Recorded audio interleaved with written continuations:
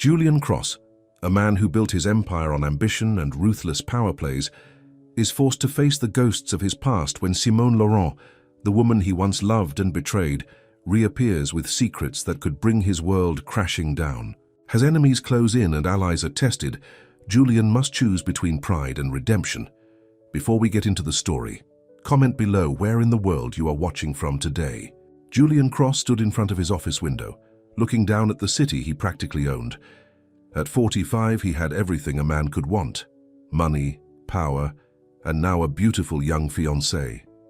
But something was eating at him, and that something had a name: Simone Laurent. He picked up the wedding invitation from his desk, running his fingers over the gold lettering. The invitation to Simone had been his idea, though he'd told Celeste it was just about being polite to an old friend. That was a lie, of course. He wanted Simone to see how well he'd done without her, how easily he'd replaced her. "Mr. Cross?" His assistant Linda poked her head in. "Your fiancé is here." Celeste bounced into the office, all sparkles and energy at 28 years old. She wrapped her arms around Julian's neck and kissed him. "Darling, the wedding planner needs your opinion on the ice sculptures. I was thinking swans, but she says dolphins are more modern." Julian barely heard her. His mind was still on Simone, wondering if she'd gotten the invitation yet. He could picture her opening it, those dark eyes of hers taking in every detail. Would it hurt her? He hoped it would, just a little. After all, she'd hurt him plenty when she walked out 2 years ago. "Julian, are you even listening to me?" Celeste pouted, pulling back to look at him. "Sorry, sweetheart, just thinking about work." He gave her his practiced smile, the one that always worked on women. "Whatever you want is fine. You know I trust." "Your judgment," Celeste beamed, but then her expression turned serious. "Oh, I almost forgot. Have you heard? Damien Blackwell just bought out Henderson Technologies." Julian's jaw tightened. Henderson had been his target for months. "When?" "This morning. It's all over the business news." Celeste watched him carefully. "Does this mess up your plans?" "Blackwell." Julian spat the name like it was poison. "That snake's been trying to get under my skin for years." He walked back to his desk, his good mood evaporating. "Linda!" he called out. His assistant appeared immediately. "Yes, Mr. Cross?" "Get me everything you can find on the Henderson deal. And I mean everything. I want to know how Blackwell pulled this off right under our noses." After Linda left, Celeste tried to get Julian's attention back to the wedding plans, but his mind was elsewhere. Between Simone and now this latest move by Blackwell, he could feel his perfect life starting to crack around the edges. Later that evening, Julian sat alone in his penthouse, nursing a glass of scotch. He'd sent Celeste home hours ago, claiming he needed to work. The truth was, he needed to think. He pulled out his phone and pulled up a photo he kept hidden in a password-protected folder. It was of him and Simone, taken at his beach house 2 years ago. She was laughing at something he'd said, her head thrown back, hair catching the sunlight. They'd been happy then, or at least he'd thought they were. "You could have had it all," he muttered to the photo. "Instead, you walked away. Because I worked too much? Because I was focused on building something great?" He drained his glass. "Well, look at me now, Simone. I'm more successful than ever, and in 3 months I'm marrying a woman who understands what it takes to be with someone like me." His phone buzzed. A text from Linda. She'd found something interesting about the Henderson deal. Apparently, Blackwell had help from a silent partner, someone who knew the company's weaknesses, someone who'd done their homework. Julian was about to call Linda back when another text came through. This one was from an unknown number, but he recognized the style immediately. It was Simone. "Got your invitation today. Congratulations. I hope you've found what you're looking for." Julian stared at the message for a long time. 8 words shouldn't have the power to shake him like this, but they did. Because he could hear her voice saying them, could picture the slight smile she'd have on her face, the one that always made him wonder if she was laughing at him or with him. He started typing several responses, deleting each one. Finally, he settled on, "Thank you. Will you be attending?" Her reply came quickly. "Wouldn't miss it. +1. Julian threw his phone across the room, where it landed softly on a leather chair. Plus one? Was she seeing someone? The thought made his stomach churn. He walked to his home office and pulled up his company's database. Within minutes, he had authorized a discreet investigation into Simone's current life. It wasn't stalking, he told himself. It was just due diligence. After all, she'd been privy to a lot of sensitive information during their relationship. He needed to know what she was up to these days. As he waited for the first reports to come in, Julian tried to focus on work, on the wedding plans, on anything but Simone. But he couldn't shake the feeling that by sending that invitation, he'd set something in motion that he couldn't control. And Julian Cross hated nothing more than losing control. The next morning, Julian arrived at his office earlier than usual. Linda was already there, efficient as always, with a stack of reports on his desk. "The information you requested about Ms. Laurent," she said quietly, placing another folder on top of the pile. Julian waited until she left before opening it. Inside were photos of Simone leaving various business meetings, looking as elegant as ever. But it was the last photo that made his blood run cold. Simone having dinner with none other than Damien Blackwell. "No," Julian whispered. "Not him. Anyone. But him." The pieces started falling into place. The Henderson deal, Simone's mysterious plus one, Blackwell's sudden success in areas where Julian had previously dominated. It all made horrible sense. Julian picked up his phone and called Celeste. "Honey, about the wedding. I think we need to make some changes. I want to move it up. Next month instead of 3 months from now." "What? But Julian, that's impossible. The venue is booked solid and the dress alterations—" "Money makes anything possible," he cut her off. "Trust me, it'll be even more spectacular than we planned. Just get it done." He hung up before she could argue further. Then he pulled up the photo of Simone and Blackwell again, studying it like it held the secrets to the universe. "You want to play games?" he muttered. "Fine, let's play." Simone Laurent sat in her corner office, looking at the wedding invitation, one more time before dropping it into her desk drawer. She'd known Julian would do something like this. He was too proud not to show off his new life. But seeing the actual invitation, with its fancy gold lettering and perfect paper, still stung more than she wanted to admit. "Ms. Laurent?" Her secretary's voice came through the intercom. "Mr. Blackwell is here for your meeting." Simone straightened her spine and smoothed her hair. "Send him in." Damien Blackwell walked into her office like he owned it, which wasn't far from the truth. Their partnership had started as a business arrangement, but lately things had gotten more complicated. "I take it you received the invitation?" Damien asked, settling into the chair across from her desk. "You know I did. Your spy network is as efficient as ever." Simone gave him a knowing look. "I suppose you also know he's moved up the wedding date to next month." Damien smiled, the kind of smile that had earned him his reputation as a shark in the business world. "Julian never could stand not being in control. He must have found out about our dinner." Simone sighed. "This isn't a game, Damien. These are people's lives we're talking about." "Everything's a game in our world, darling. You know that better than anyone." He leaned forward. "Speaking of which, how are things progressing with the Carson merger?" "The paperwork will be ready next week. Julian thinks he has Carson locked down, but he doesn't know about the escape clause we found." Simone pulled out a file. "Once we make our move, he'll lose his biggest client, and his precious wedding will be overshadowed by the biggest business scandal of the year." Damien's eyes gleamed. "You're sure you want to go through with this?"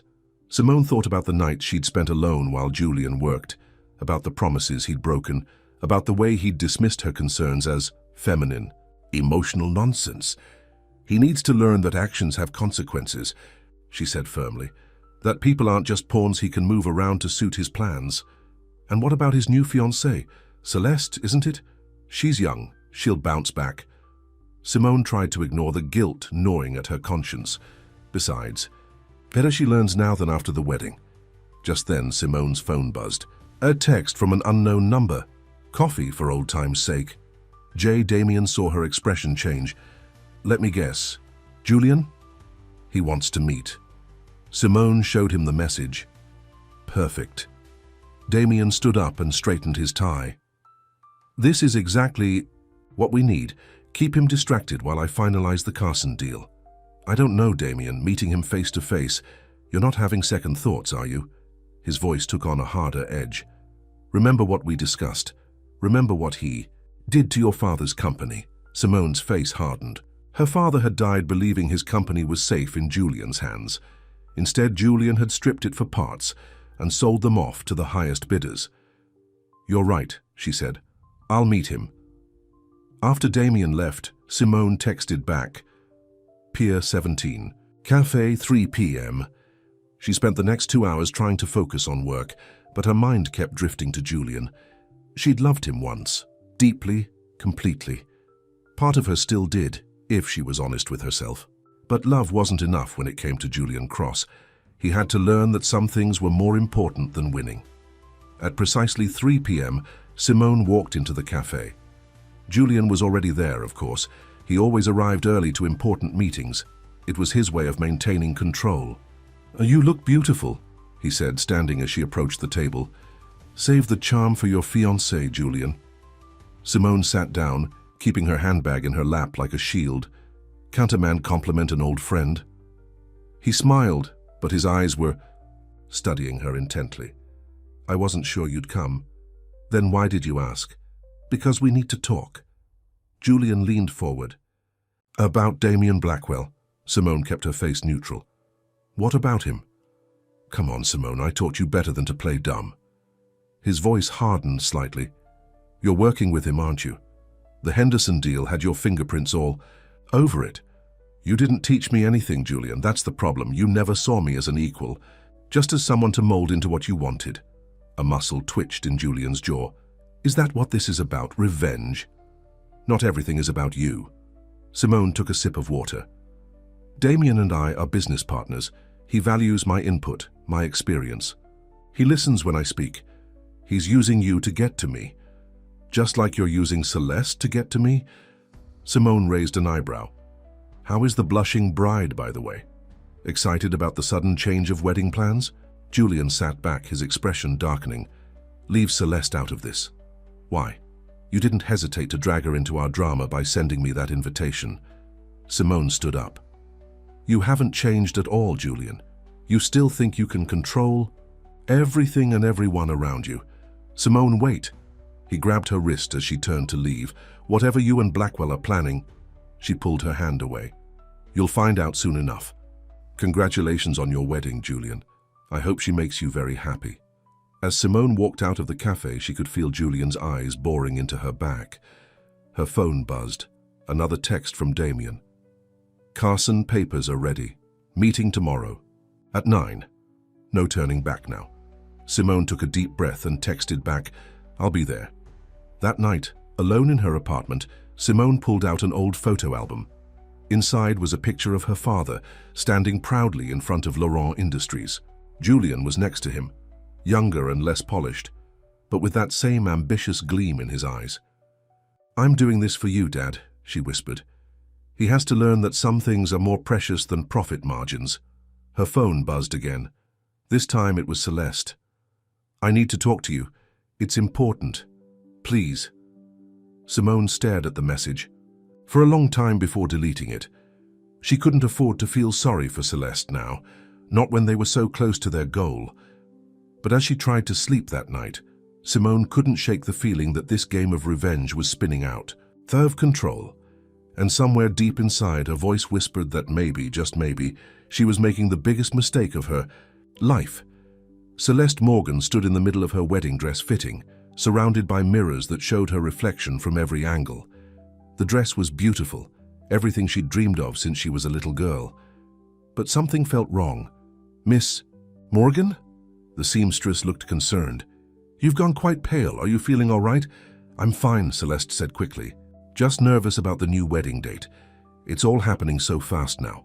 After the fitting, Celeste sat in her car in the parking lot, not starting the engine.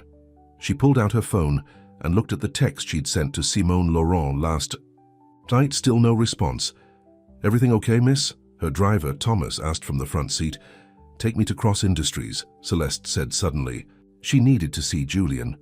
When she arrived at Julian's office, his assistant, Linda, tried to stop her. Mr. Cross is in a very important meeting. Celeste walked right past her and pushed open Julian's office door. He was indeed in a meeting with 3 stern-looking men in expensive suits. The moment he saw her face, though, Julian knew something was wrong. "Gentlemen, we'll continue this later." His tone left no room for argument. After they filed out, he turned to Celeste. "What's wrong, sweetheart? Who is she to you?" Celeste's voice shook slightly. "Simone Laurent. And don't tell me she's just an old friend, Julian. I'm young, not stupid." Julian's face hardened. "Who have you been talking to? Nobody had to tell me anything. I see how you've been since that invitation went out. You check your phone constantly. You barely listen when I talk about the wedding. And now suddenly we have to move everything up by 2 months? Celeste." "No." She held up her hand. "For once, you're going to listen to me. I did some research. Simone Laurent isn't just your ex-girlfriend. She was practically running Laurent Industries before you took it over. She was your partner in everything until 2 years ago. What happened?" Julian walked to his office bar and poured himself a drink. "It's complicated. Then uncomplicate it for me." Celeste's voice grew stronger. "Because I won't be another prop in whatever game you're playing with her." "Is that what you think you are, a prop?" Julian turned to her, anger flashing in his eyes. "I asked you to marry me because I love you. Do you?" Celeste stepped closer to him. "Or do you love the idea of me? The perfect young wife who makes you look good at parties and never questions your decisions? You're being ridiculous." Julian set his glass down hard enough to make the liquid splash. "This wedding stress is getting to you. Don't do that." Tears filled Celeste's eyes. "Don't dismiss my feelings just because they're inconvenient for you." Just then, Linda's voice came through the intercom. "Mr. Cross? Mr. Carson is online. He says it's urgent." Julian reached for the phone, but Celeste got there first and disconnected the call. "I'm not finished." "Celeste, that call could be worth millions. And that's exactly the problem." She yanked her engagement ring off and slammed it on his desk. "Everything's about business with you. Money, deals, power. What about love? What about trust?" "Pick that ring up," Julian said quietly, dangerously. "You're being hysterical." "No, for the first time I'm seeing clearly." Celeste backed away from him. "I'm going to stay with my sister for a few days, maybe longer. I need time to think. The wedding is in 4 weeks. Then you better figure out what you really want in the next 4 weeks." Celeste turned and walked to the door, then stopped.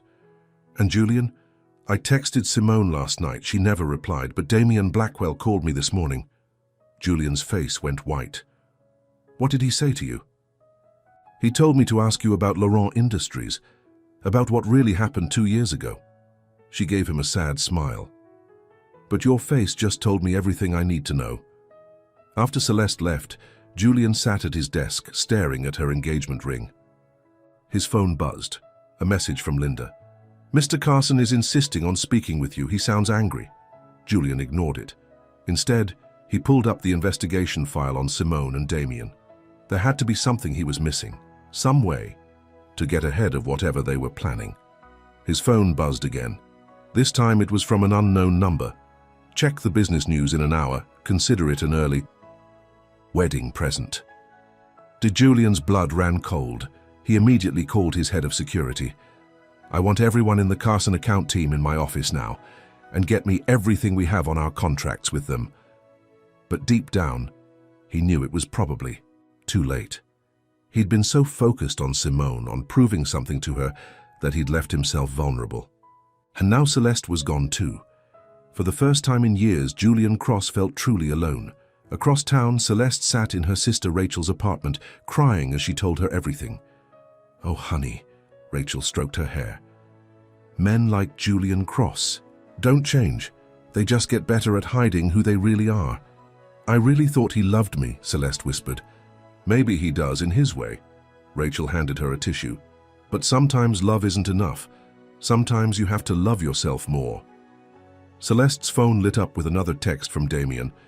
"If you want to know the whole truth about your fiancé, meet me for dinner tonight."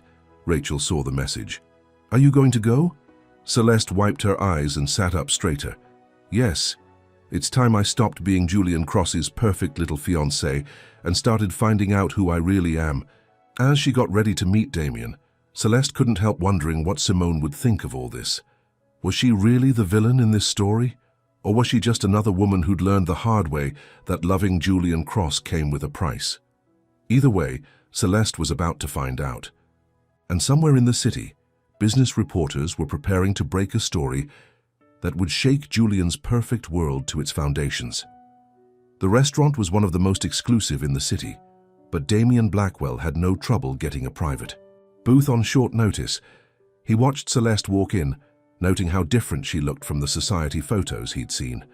Without her usual perfect makeup and designer clothes, she seemed younger, more vulnerable. "Miss Morgan," he stood to greet her. "Thank you for coming." "Let's skip the pleasantries," Celeste said, sitting down. "You said you know the truth about Julian, so tell me." Damien signaled the waiter for wine. "The truth about Julian Cross isn't a simple story. It's about power, betrayal, and a man who will sacrifice anything or anyone to win." "You mean like what he did to Laurent Industries?" "Ah, you've done some homework," Damien smiled. "But did you know that Howard Laurent was like a father to Julian? He gave Julian his first real job, mentored him, trusted him completely.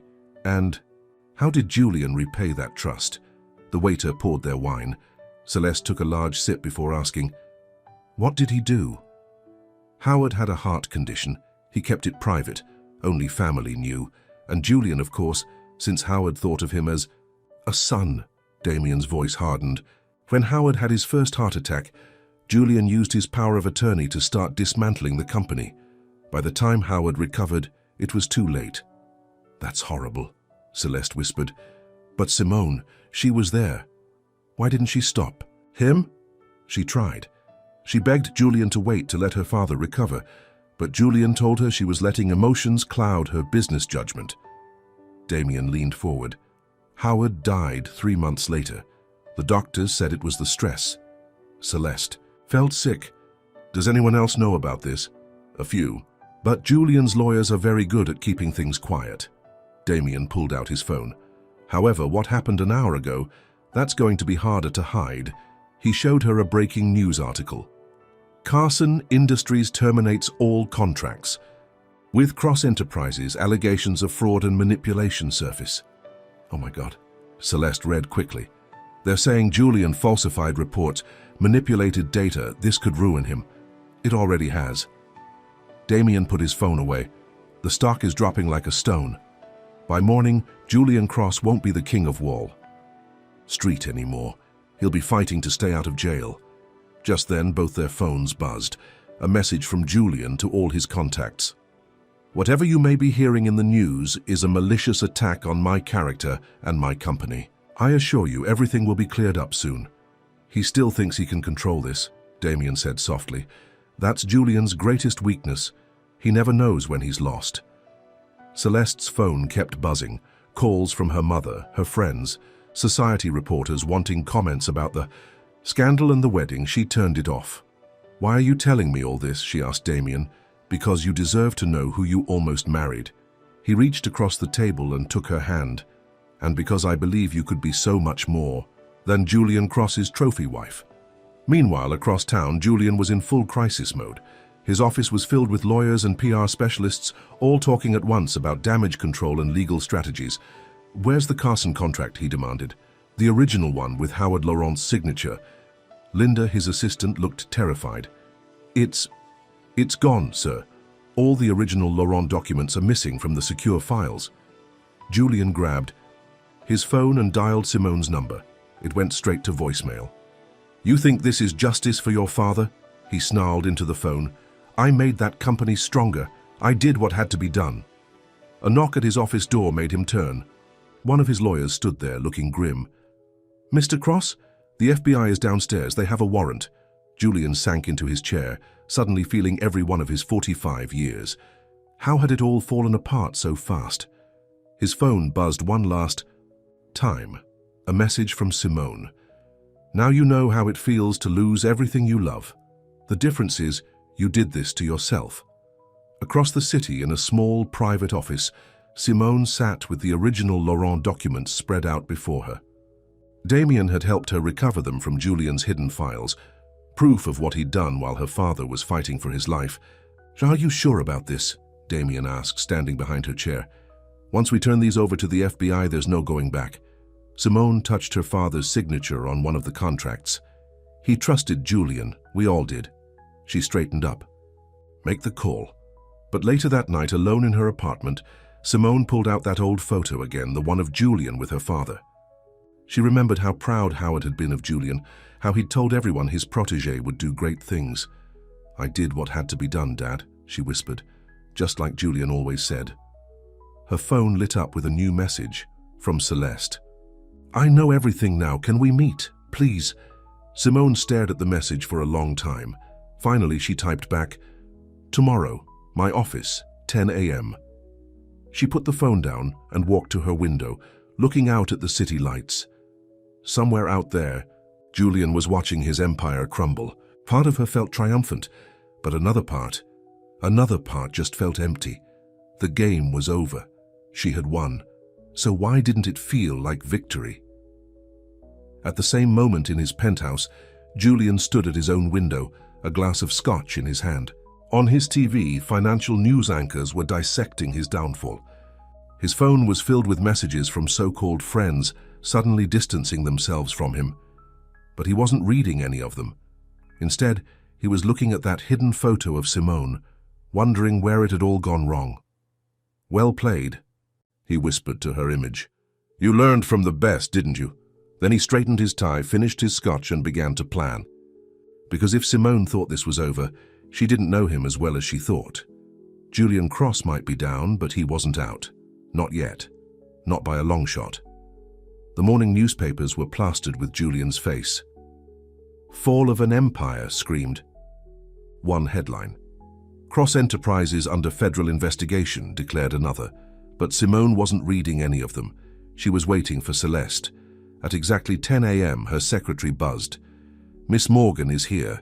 Celeste walked in, looking nothing like the bright young socialite from the society pages. Her eyes were red from crying, her designer clothes wrinkled as if she'd slept in them. Thank you for meeting me, Celeste said quietly. Simone gestured to a chair. Would you like some coffee? What I'd like is the truth. Celeste sat down. Not Damien's version, not Julian's version, your version. Simone was quiet for a moment, studying the younger woman. Finally, she opened her desk drawer and pulled out an old photograph. This was taken at my father's last birthday, she said, handing it to Celeste. See how proud he looks, standing between Julian and me, thinking we were all family. Celeste looked at the photo. Howard Laurent's smile was warm and genuine. Julian looked younger, less polished, but his eyes had that same intensity they had now. My father believed in Julian completely, Simone continued. He thought Julian's drive, his ambition, would make the company stronger. And maybe it did, for a while. Until your father got sick, Celeste said softly.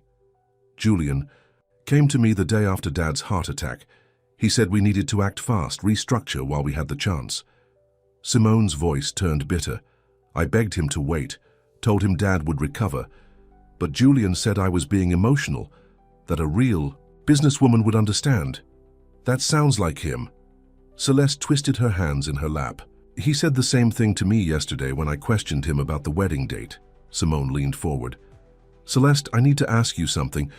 Did you meet with Damien last night? Yes. He told me everything. Showed me the news about Carson. Industries. Celeste hesitated. He was very kind. I'm sure he was. Simone's tone made Celeste look up sharply. Tell me, did he happen to mention that he's the one who engineered the Carson contracts in the first place? The ones that Julian later manipulated? What? Celeste stood up. No, he didn't say anything about that. Of course not. Simone smiled grimly. Damien Blackwell is very good at telling just enough of the truth to get what he wants. Just then, Simone's phone buzzed. It was a text from Julian. Check your email, now. Both women looked at Simone's computer screen as she opened her email. There was a video attachment from Julian. When she played it, they saw Damien in what looked like a hotel room, talking to someone off camera. Once Cross is out of the picture, we'll have control of everything, Damien was saying. Simone's too blinded by revenge to see she's just a pawn, and that little fiancé of his, She'll be so grateful for a shoulder to cry on. She'll help us win over the society crowd without even realizing it. Celeste's face went pale. When was this recorded? Last night, came a voice from the doorway. Julian stood there, looking exhausted but determined. After your dinner with him. How dare you come here? Simone started to reach for her. Phone to call security. Before you do that, Julian held up a hand, you might want to hear what else Damien's been up to, like how he's been selling company secrets to our competitors, not just mine, yours too, Simone. You're lying, Simone said, but her voice wavered.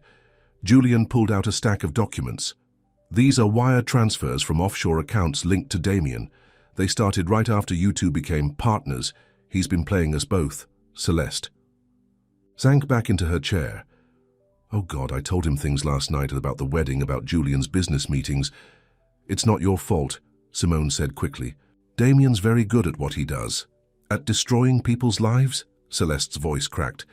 Like you tried to do to Julian? No, Julian interrupted. Like I did to Howard Laurent. He turned to Simone. You were right about that. I was wrong. I was so focused on winning that I forgot what really mattered. Simone stared at him. In all the years she'd known Julian Cross, she'd never heard him admit he was wrong about anything. Why are you showing us this now? She asked. Because in about an hour, Damien's going to call an emergency board meeting. He's going to try to take control of both our companies. Julian stepped closer. We can tear each other apart later. Right now, we need to work together. Simone looked at the video still playing on her screen, then at the documents in Julian's hands. Everything she'd worked for, everything she'd thought she knew, was unraveling. If what you're saying is true, she said slowly, then everything. I did all this revenge and I played right into his hands. We all did, Celeste said quietly. He manipulated all of us. Julian checked his watch. The board meeting is at noon. Are you with me or not? Simone thought about her father, about how he'd always said family was more important than business. She looked at Celeste, seeing not Julian's trophy fiancée, but a young woman who'd been used just like she had. Finally, she looked at Julian. The man who'd broken her heart, destroyed her father's company, and was now the only person who could help her save everything. What's your plan? She asked. Julian smiled, not his usual confident smirk, but something more genuine. First, we need to make a few calls. Damien's not the only one who knows how to record interesting conversations. As they began to work, Celeste watched them together. Despite everything, there was still something there between them, a spark, a connection that even betrayal hadn't completely destroyed. She slipped her engagement ring into her purse. Some things, she was beginning to realize, were meant to be, and others were just stepping stones on the way to where you were really supposed to be. The clock was ticking. In less than an hour, they would face Damien Blackwell in the boardroom. And this time the stakes were higher than just business. The boardroom of Cross Enterprises was packed. Board members whispered among themselves, stealing glances at the empty chair at the head of the table. Everyone had seen the morning. Headlines about Julian Cross's downfall. Everyone was waiting to see what would happen next. At exactly noon, Damien Blackwell walked in, his confidence filling the room. Ladies and gentlemen, he began, I know we're meeting under unusual circumstances. You could say that again, came a voice from the doorway. Julian stood there with Simone and Celeste flanking him on either side. Damien's smile flickered for just a moment. Julian, I'm surprised to see you here, given the current allegations. Oh, we're going to talk about allegations, Simone cut in, stepping forward. She carried a leather briefcase. In fact, we have quite a few interesting things to discuss. The board members watched, riveted as this unexpected drama unfolded. Celeste quietly took a seat at the back of the room, pulling out her phone to record everything. I'm afraid Mr. Cross is no longer authorized to... Damien started. Actually, Julian interrupted, as CEO of this company, I'm still very much authorized, at least for the next few minutes, just long enough to show everyone who you really are. Simone opened her briefcase and began passing out folders to each board member. Inside, you'll find proof that Mr. Blackwell has been selling company secrets to our competitors, not just from Cross Enterprises, but from Laurent Industries as well. That's ridiculous, Damien scoffed. but his eyes followed the folders nervously. Is it? Julian picked up a remote and turned on the boardroom's large screen. The video from earlier began to play, showing Damien bragging about using Simone and Celeste. That could be doctored, Damien said quickly. Given Mr. Cross's current legal troubles, I wouldn't trust anything he presents, which is why we brought this. Simone pulled out another file. Bank records showing payments from your offshore accounts to our competitors. My security team has been very busy this morning, Damien. It's amazing what people will tell you when they realize they're on the losing side. One of the board members, an elderly man named Richardson, spoke up. Mr. Blackwell, is this true? Of course not. Damien loosened his tie slightly. This is clearly a desperate attempt by Julian to save himself. Ask Miss Laurent. She's been working with me to expose his corrupt practices. Yes. Let's talk about that. Simone's voice was ice cold. Let's talk about how you manipulated me, used my grief over my father to turn me against Julian. How you engineered the Carson contracts to fail, knowing Julian would try to fix them illegally.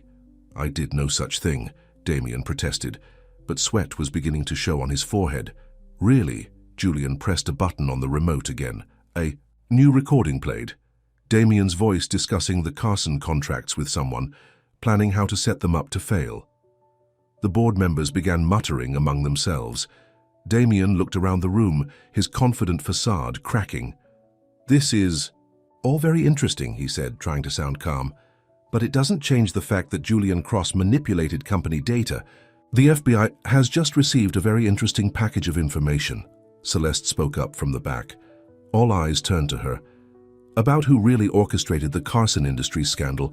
I may be young, Mr. Blackwell, but I know how to use a phone's recording feature.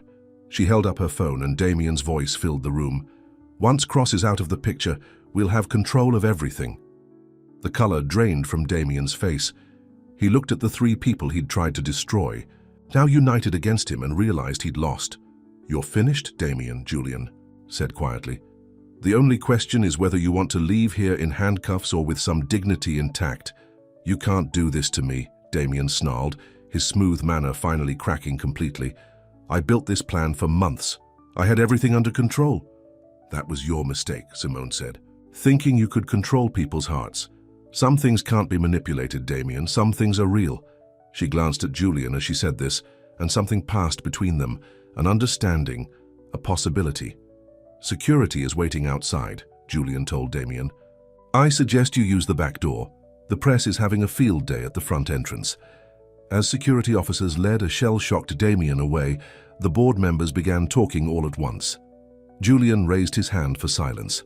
I know I've made mistakes, he said. I let pride and ambition cloud my judgment, hurt people I cared about. He looked at Simone. People I loved. I'm asking for a chance to make things right. Richardson cleared his throat. The board will need time to review all this new information, but given what we've seen about Mr. Blackwell's involvement. I understand, Julian nodded. Take all the time you need. As the board members filed out, Celeste approached Julian and Simone. I think this belongs to you, she said, holding out her engagement ring. Celeste, Julian began. Don't, she smiled sadly. We both know this isn't where I belong. Besides, she glanced between them, I think you have some unfinished business to attend to.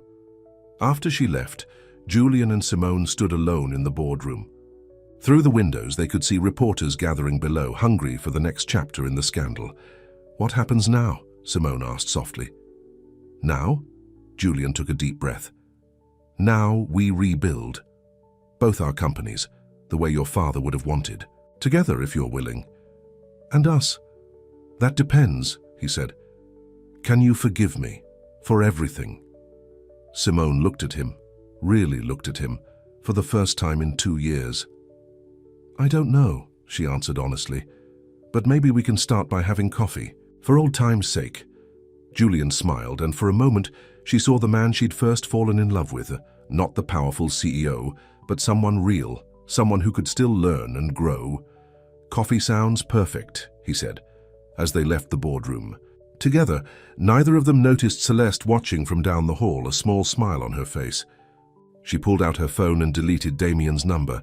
Sometimes, she thought, Losing what you thought you wanted could lead you exactly where you needed to be. The headlines the next morning told a very different story. Blackwell arrested on fraud. Charges and cross-cleared. CEO reveals corporate espionage plot. But for the people involved, the real story was just beginning. Simone sat in her father's old office at Laurent Industries, looking at the place where his picture used to hang. She'd taken it down 2 years ago, unable to face his kind eyes while she planned her revenge. Now she pulled it out of her desk drawer, wiping away the dust. "I think it's time this went back up," came a voice from the doorway. Julian stood there holding a cup of coffee, their third coffee meeting this week. "I'm not sure I deserve to look at him every day," Simone said softly. "After what I almost did to his company." Julian walked in and set the coffee on her desk. "You were trying to protect his legacy. I'm the one who betrayed it in the first place. We've both made mistakes." Simone took the coffee, their fingers brushing briefly. "The board wants to meet tomorrow about merging the companies." "I know, Richardson called me." Julian sat down across from her. "What do you think?" "I think." Simone looked at her father's picture again. "I think Dad always said we were stronger together. But this time we do it right, equal partners." "Equal partners," Julian agreed. "No more games, no more power plays." Just then, Simone's assistant knocked on the door. "Ms. Laurent, Miss Morgan is here to see you." Celeste walked in, looking more confident than they'd seen her since the boardroom showdown. She was wearing a smart business suit instead of her usual designer dresses. "Sorry to interrupt," she said, "but I wanted to tell you both something in person." "Is everything okay?" Julian asked, genuinely concerned. "More than okay." Celeste smiled. "I've been offered a job. Junior VP of Public Relations at Carson Industries." "Carson?" Simone was surprised. "After everything that happened, that's partly why they want me. I helped expose the truth about Damien's manipulation. They think I have good instincts." Celeste straightened her shoulders. "And I do. I was just too busy trying to be the perfect socialite fiancé to notice." Julian stood up. "Celeste, I'm sorry for—" "Don't be," she cut him off. "We both know that wedding would have been a mistake. Besides," she glanced between him and Simone with a knowing look, "some things are meant to be and some aren't." After Celeste left, Julian turned back to Simone. "She's going to be fine." "Better than fine," Simone agreed. "Sometimes it takes losing everything to find out who you really are." Speaking of which, Julian pulled something from his pocket, a small worn photo. It was the one he'd kept hidden on his phone, of Simone laughing at the beach house. "I've carried this with me every day for 2 years. Simone took the photo, her hands trembling slightly. "Julian, I know we can't just pick up where we left off," he said quickly. "Too much has happened, but maybe we can start fresh. Do things differently this time." "And what would differently look like?" "For starters, I'm stepping back from day to day operations at Cross Enterprises, letting the board appoint a new CEO. "You?" Simone was shocked. "Give up control?" "The merger was my idea," Julian admitted. "But not for the reasons you might think. I want to build something new, something your father would be proud of. And I want to do it with you, not as your boss or your rival, but as your partner, in everything." Before Simone could respond, her phone buzzed. It was a news alert. "Damien Blackwell pleads guilty to fraud, faces 20 years. "Good riddance," Julian muttered. But Simone was quiet, thinking about how close she'd come to letting hatred consume her, the way it had consumed Damien. "You never answered my question," Julian said softly. "About starting fresh?" Simone stood up and walked to the wall, finally hanging her father's picture back in its rightful place. Then she turned to Julian. "I have conditions," she said firmly. "Name them." "First, we go slow. No rushing into anything." Julian nodded. "Fair enough. Second, we keep our personal life and business separate. No more using one to manipulate the other." "Agreed." "And third," Simone took a deep breath. "That beach house, is it still there?" A slow smile spread across Julian's face. "It is." "Then maybe that's where we start. This weekend, just talking, remembering who we were before all of this." Julian stood and walked over to her, close but not touching. "I'd like that." They stood there for a moment, looking at Howard Laurent's picture, both thinking about second chances and the price of pride. Finally, Simone spoke again. One more condition. Anything. This time, she looked him straight in the eyes. We be honest with each other. About everything. Julian took her hand, and this time she didn't pull away. I promise. Outside the office, life in the city went on. Reporters were already moving on to new scandals. Damien Blackwell was facing justice, and Celeste was starting her new life.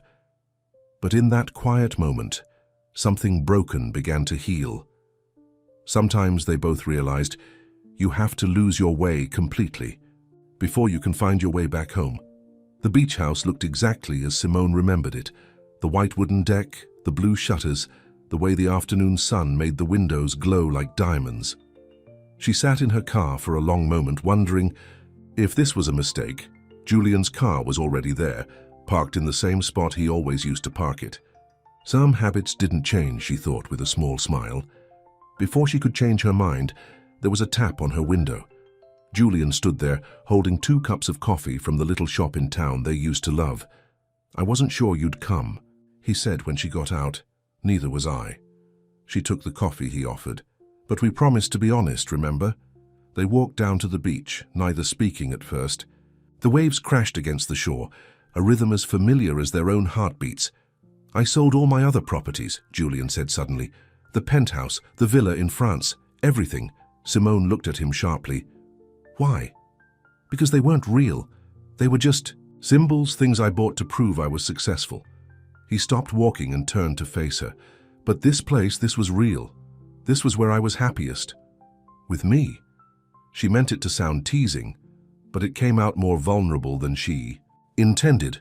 With you, he confirmed, before I let power and pride poison everything.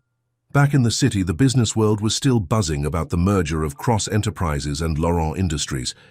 The morning papers had run lengthy articles about the historic reconciliation of Julian Cross and Simone Laurent. But none of them knew about this moment, these 2 people trying to find their way back to each other. I saw Celeste yesterday, Simone said, as they walked along the water's edge. She's already making waves at Carson Industries. They're talking about promoting her to senior VP by the end of the year. Julian smiled proudly. She's going to outshine us all one day. I'm glad something good came out of all this mess. Something else good might come of it too, Simone said softly, if we don't mess it up again. They reached the old pier where they used to watch the sunset. Without discussing it, they both sat down on the edge, their feet dangling above the water. I visited your father's grave yesterday, Julian said after a while. First time since the funeral. I told him everything, what I did, why I did it, how sorry I am. Simone felt tears prick at her eyes. What do you think he would say? I think, Julian's voice caught, I think he would be disappointed in both of us. Me for betraying his trust, you for letting revenge consume you. But I also think he'd say it's never too late to make things right. Just then, Simone's phone buzzed. It was a message from Linda, Julian's old assistant. Turn on the news. Damien Blackwell trying to back out of his guilty plea. They looked at each other, both reaching for their phones, but then Julian stopped. No, he said firmly. Not here, not now. This place was always our escape from all that. Simone put her phone away, feeling something tight in her chest loosen. You really have changed, haven't you? I'm trying. He looked at her, his eyes more open and vulnerable than she'd ever seen them. For you, for us, for the man your father believed I could be. The man you already were, she corrected him, before you got lost. They sat in comfortable silence. As the sun began to set, finally Simone spoke again. The board approved the merger terms this morning. I know. They want to announce it next week. I know that too. Are you sure about stepping down as CEO? Julian turned to look at her fully. Fairteen Marie, the only thing I'm sure about is that I don't want to be that man anymore. The one who valued control over love, power over trust. And what kind of man do you want to be? The kind who deserves a second chance. He hesitated, then slowly reached for her hand. If you're willing to give me one. Simone looked at their joined hands, thinking about all they'd been through. The love, the betrayal, the revenge, and now Now this moment of possibility. The beach house needs work, she said finally. It's been empty for 2 years. Julian's face fell slightly. I can sell it if you want. No, she squeezed his hand. I think we should fix it up. Together. Take our time, do it right. A slow smile spread across his face as he understood what she was really saying. Like building something. New, he asked. Like rebuilding something that was beautiful once, she corrected. And could be beautiful again. The sun was setting now, painting the sky in shades of pink and gold. Down the beach, they could see a young couple walking hand in hand, their whole lives ahead of them. We're not those people anymore, Julian said, following her gaze. We can't go back. No, Simone agreed, but maybe we can be better people, wiser people, people who understand what really matters.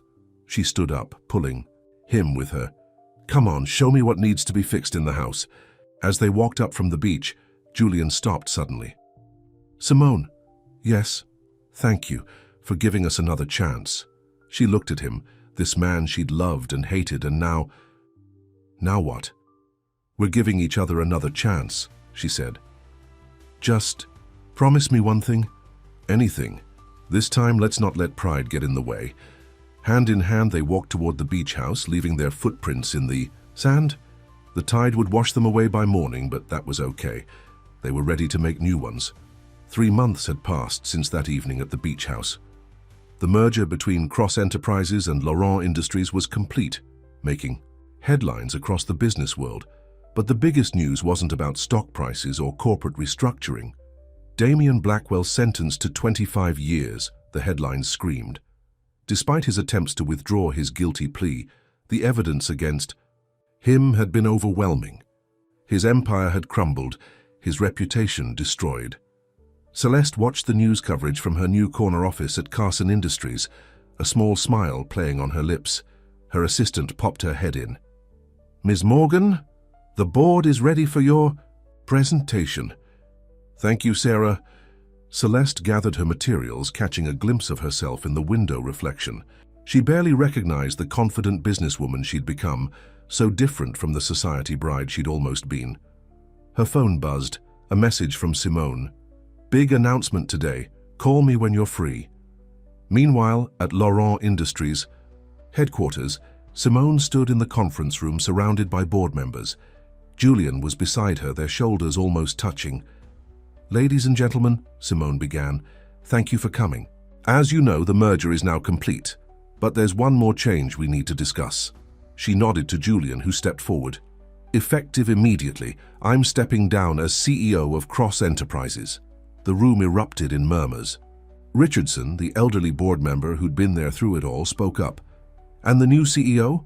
Will be announced next week, Julian said calmly, after careful consideration by both boards. And what will you do, Mr. Cross? Someone asked. Julian looked at Simone, his eyes soft. I'll be heading up the Laurent Foundation, a new charitable organization focused on supporting small businesses and entrepreneurs, using our resources to help people build something meaningful, the way Laurent once helped me. After the meeting, Simone found Julian in his old office packing up his things. You didn't tell them about us, she said. Some things are private. He picked up a photo frame, the one of him with Howard Laurent. Besides, they'll find out soon. Schnaff? Simone walked over and straightened his tie, a familiar gesture that felt both old and new. Are you sure about this? Giving up control? I'm not giving up anything, he said, catching her hand. I'm gaining everything that really matters. Their moment was interrupted by a knock. Linda, who'd stayed on as their joint assistant, entered with a curious expression. Sorry to interrupt, but you might want to see this. She handed them a tablet showing a live news feed. Damien Blackwell was being led into prison, but he was smiling at the cameras. This isn't over, he was saying. Cross and Laurent, they're no better than me, they just haven't been caught yet. Julian started to tense up, but Simone touched his arm. Let him talk, we know the truth. The truth, Julian repeated softly. That's what your father always valued most, wasn't it? That and family. Simone looked at him meaningfully. Speaking. Of which? Julian's eyes widened as he understood her meaning. Are you? She nodded. tears sparkling in her eyes. "I found out this morning. I wanted to tell you after the meeting, but—" Julian pulled her into his arms, right there in the office where they'd once plotted against each other. "I love you," he whispered. "Both of you." Later that evening, they sat on the deck of the beach house, which they'd spent weekends restoring, together.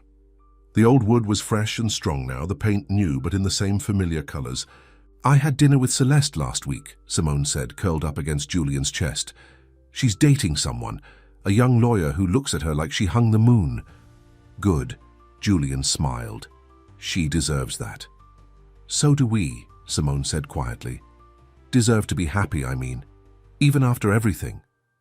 Julian was quiet for a moment, watching the waves. "Your father once told me something I never forgot. He said, the measure of a person isn't in never making mistakes, but in how they fix them." He was a wise man. Yes, he was. Julian placed his hand gently on Simone's stomach. "And our child will know all about him, about the good and the bad, the mistakes and the redemption. Our own little Laurent Cross merger," Simone teased. Julian laughed, then grew serious. "I want to restore your father's old office, make it exactly like it was. That's where the foundation should be based." "Really?" "Really. It's time to honor his legacy properly, to build something he would have been proud of." The sun was setting, just like that evening 3 months ago when they'd started over. But this time, there were no uncertainties, no hidden agendas, no pride standing in the way of love. Simone's phone buzzed. Celeste again. "Just heard the news, so happy for you both. Dinner soon." "We should tell her first," Simone said. "About the baby. She was part of this journey too." Julian nodded. Family dinner, here at the beach house, where it all came full circle. As they sat there watching the sky turn pink and gold, both thought about the long road that had led them here, the pride that had nearly destroyed them, the love that had saved them, and the future stretching out before them like the endless horizon. "What are you thinking about?" Simone asked, feeling Julian's heart beating steady against her back. "About how sometimes," he said softly, "you have to lose everything to find what really matters." A seagull called overhead, and somewhere down the beach, waves crashed against the shore. But in that moment, all that mattered was this: two people who'd found their way back to love and the new life growing between them. 1 year later, the Laurent Foundation's new headquarters buzzed with activity. In what was once Howard Laurent's office, now restored to its former glory, Julian Cross stood looking at an old photograph. It showed Howard Laurent on his last birthday, standing between Julian and Simone, all of them smiling. "Ready?" Simone's voice came from the doorway. She stood there holding their 3-month-old daughter, Hope Laurent Cross, who was dressed in a tiny pink dress for the occasion. "Almost." Julian straightened his tie, then walked over to take the baby. "Hello, Princess. Ready to see Daddy's big moment?" The main conference room was packed with reporters and cameras. Today was the official launch of the Laurent Foundation's first major initiative, a program to help small business owners affected by corporate takeovers rebuild their companies. In the front row sat Celeste, now Senior VP at Carson Industries, holding hands with David, her lawyer boyfriend. Next to them was Richardson, who'd become something of a grandfather figure to them all since the merger. Julian handed Hope back to Simone and stepped up to the podium. The room fell silent. 1 year ago, he began, I stood in this building and admitted I had lost my way. That pride and ambition had made me forget what really matters in life. Today I stand here as a different man. He gestured to the portrait of Howard Laurent that hung on the wall. This foundation honors a man who believed in second chances, who taught me that true success isn't measured in dollars or deals, but in the lives we touch and the legacy we leave behind. In the audience, Celeste squeezed David's hand, remembering her own journey from trophy fiancée to respected businesswoman. Her phone buzzed quietly, a news alert about Damian Blackwell. He was trying to appeal his sentence again. She ignored it. That chapter of their lives was over. Our first initiative, Julian continued, will provide support and resources to small business owners who've been affected by corporate consolidation. We can't change the past, but we can help build a better future. As he spoke, Simone thought about how far they'd come. The beach house was their permanent home now, the place where they'd welcomed hope into the world. The corporate penthouses and power suits seemed like another lifetime. After the presentation, they gathered in Howard's old office. Julian, Simone, Hope, Celeste, David, and Richardson. Linda brought in champagne and sparkling cider. A toast, Richardson raised his glass. To Howard Laurent. He would be proud of what you've all become. And to new beginnings, Celeste added, smiling at David. Speaking of which, David reached into his pocket and got down on one knee. Celeste's hands flew to her mouth as he opened a small box. I was going to wait, he said, but seeing all this love and redemption. Will you marry me, Celeste? Yes, she cried, throwing her arms around him. 1,000 times yes. As everyone congratulated the happy couple, Hope began to fuss. Julian took her from Simone, walking her to the window. Look, princess, he whispered. That's the city your grandfather loved, the one he helped build. And one day you'll help make it even better. Simone came up beside them, wrapping her arms around her family. Teaching her about legacy already? Teaching her about love, Julian corrected. The kind that survives pride and anger. The kind that gives second chances. Later that evening, they all gathered at the beach house for dinner. The sounds of laughter and conversation drifted out to the deck, where Julian and Simone stood watching the sunset. Do you ever miss it? Simone asked. The power, the control, being Julian Cross, corporate raider. Julian looked through the window at their gathered family, Celeste showing off her ring, David telling stories that made Richardson laugh, Hope sleeping peacefully in her carrier. No, he said simply. I have everything I need right here. Even though the business papers say you've gone soft, she teased. Let them talk. He pulled her close. I'd rather be known as a good man than a powerful one. Inside, Hope began to cry. As they turned to go in, Julian stopped and picked up something from the deck, an old worn photo that had fallen from his pocket. It was the one he'd carried. For so long of Simone laughing at the beach. You can put that away now, Simone said softly. We're making new memories. Julian smiled and tucked the photo back in his pocket. I'll keep it to remind me of what I almost lost, and what I found again. They walked inside to their waiting family, leaving the deck where their story had come full circle. The sun set, over the ocean, painting the sky in colors of hope and new beginnings. In prison, Damien Blackwell sat in his cell, plotting and planning. But his schemes didn't matter anymore. The people he'd tried to destroy had built something stronger than revenge. They'd built a family. And in Howard Laurent's restored office, his portrait seemed to smile down at what his legacy had become.